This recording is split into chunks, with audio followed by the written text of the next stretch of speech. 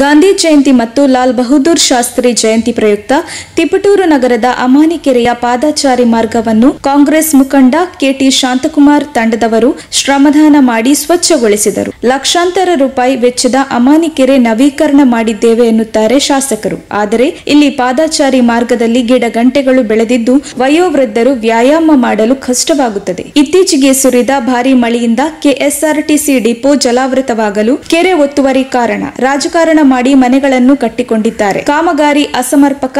UGD ಕಾಮಗಾರಿ ಮಾಡಿ ತಿಪಟೂರಿನ ತ್ಯಾಜ್ಯ ನೀರು ಕೆಳಗೆ ಸೇರುತ್ತಿದ್ದು ಅಧಿಕಾರಿಗಳನ್ನು ಪ್ರಶ್ನಿಸಿದರೆ ಇದು ಸರಿ ಇದೆ ಎನ್ನುವ ಉತ್ತರ ನೀಡುತ್ತಾರೆ. ತಿಪಟೂರು ನಗರದ ಅಭಿವೃದ್ಧಿಯೇ ಆಗಿಲ್ಲ. ಇತ್ತ ಕಡೆ ಶಾಸಕರು ಗಮನ ಕೊಡಬೇಕು ಎಂದರು. ಈ ಶ್ರಮದಾನದಲ್ಲಿ ಗೋರಗುಂಡನಹಳ್ಳಿ ಸುದರ್ಶನ್, ಮೋಹನ್ ಕುಮಾರ್, ಮಂಜು, ಹಳೆಪಾಳ್ಯದ ಸಾರ್ವಜನಿಕರು ಎಲ್ಲರೂ ಸೇರಿ ಸ್ವಚ್ಛಗೊಳಿಸಿದರು. ವರದಿ ಆನಂದ್, ತಿಪಟೂರು. ಶಾಸಕರು ಗಮನ ಹರಿಸಬೇಕು.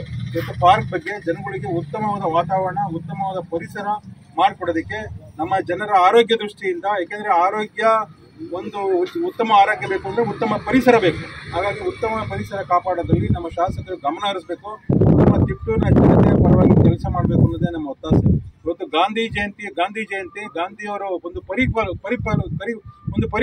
ಪರಿಕಲ್ಪನೆ. ಇವತ್ತು ನಾವು ನಮ್ಮ ದೇಶದಲ್ಲಿ ಇವತ್ತು ಸ್ವಚ್ಛತೆ ಇರ್ಬೋದು, ಇವತ್ತು ಹಳ್ಳಿಗಳ ಒಂದು ದೊಡ್ಡ ಮಟ್ಟದಲ್ಲಿ ಹಳ್ಳಿಯ ಬೆಳವಣಿಗೆ ಇರ್ಬೋದು, ಸಹಕಾರದಲ್ಲಿ ಕ್ರಾಂತಿ ಮಾಡಿದ್ರು.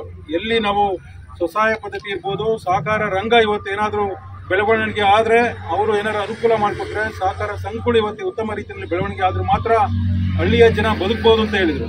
ಇವತ್ತು ಯಾವೊಬ್ರು ಇವತ್ತು ಸಹಕಾರ ಸಂಘದಲ್ಲಿ ಲೋನ್ ತಗೊಳಕ್ಕಾಗ್ತಾ ಇದೆ? ಅವ್ರಿಗೆ ಗೊತ್ತಿರೋರಿ 4 ಜನಕ್ಕೆ ಲೋನ್ ಕೊಡ್ತಾರೆ ಬಿನಾ ಸಹಕಾರ ಸಂಘದಲ್ಲಿ ಯಾರಿಗೂ ಜನ ಬೇಕಾಗಿರೋರಿಗೆ ಲೋನ್ ಸಿಗ್ತಾ ಇಲ್ಲ. ಇವತ್ತು ಪಾಪ ಎಲ್ಲ ನೊಂದೋಗಿದ್ದಾರೆ ಲೋನ್ ಸಿಗ್ತಾರೇನೆ. ಇವತ್ತು ಅವ್ರದೇ ಆದ ಒಂದು ಸಂಘ ಕಟ್ಕೊಂಡು ಅದರಲ್ಲಿ ಅವ್ರಿಗೆ ಬೇಕಾಗಿರೋ 4 ಜನ ಲೋನ್ ಕೊಡ್ತಾ ಇದ್ದಾರೆ, ಸಹಕಾರ ಸಂಘ ಅಂತ ಹೇಳ್ಬಿಟ್ಟು. ಇವತ್ತು ಹಾಗೆ ಇವತ್ತು ಏನೆಲ್ಲ ಅವರೆಲ್ಲ ಇವತ್ತು ಸ್ವರಾಜ್ ಇರ್ಬೋದು, ಇವತ್ತು ಸ್ವದೇಶಿ ಇರ್ಬೋದು, ಸ್ವರಾಜ್ ಇವತ್ತು ನಾವೆಲ್ಲ ಹೊರಗಡೆ ಬರಬೇಕು, ಸ್ವತಂತ್ರ ಮುಕ್ತರಾಗಬೇಕು ಅಂತಂದ್ರೆ ನಮಗೆಲ್ಲ ಯಾರ ಬಗ್ಗೆನೂ ನಾವು ರಿಸ್ಟ್ರೆನ್ಸ್ ಆಗಿರಬಾರ್ದು, ಯಾರು ನಮಗೆ ಕಂಟ್ರೋಲ್ ಇರಬಾರ್ದು. ನಾವು ಎಲ್ಲ ರೀತಿಯಿಂದ ಇವತ್ತು ಪ್ರಜಾಪ್ರಭುತ್ವ ವ್ಯವಸ್ಥೆಯಲ್ಲಿ ಹೊರಗಡೆ ಬರಬೇಕು, ಉತ್ತಮ ರೀತಿಯಲ್ಲಿ ಬದುಕೋ ಒಂದು ಅವಕಾಶ ನಿರ್ಮಾಣ ಆಗಬೇಕು ಅನ್ನೋದಿತ್ತು ಕನಸು.